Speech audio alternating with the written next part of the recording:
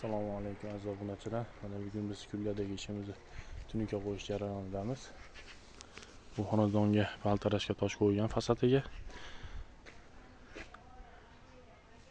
Tashqi fasadi boshqa rangda, ichki fasadi boshqa rangda.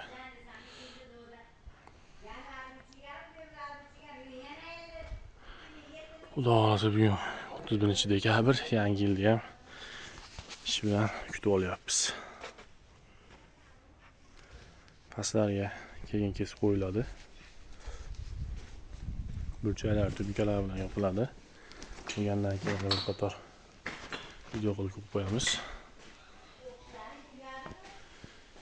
Chekalari polniy tunuka bo'ladi. Tunukadan keyin bir qator laklash ham bo'ladi.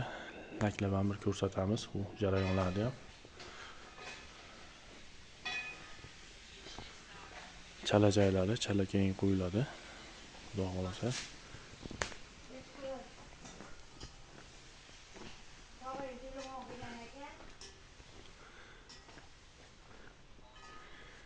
Chekalari xuddi shunday bo'lib tunuka qo'yiladi.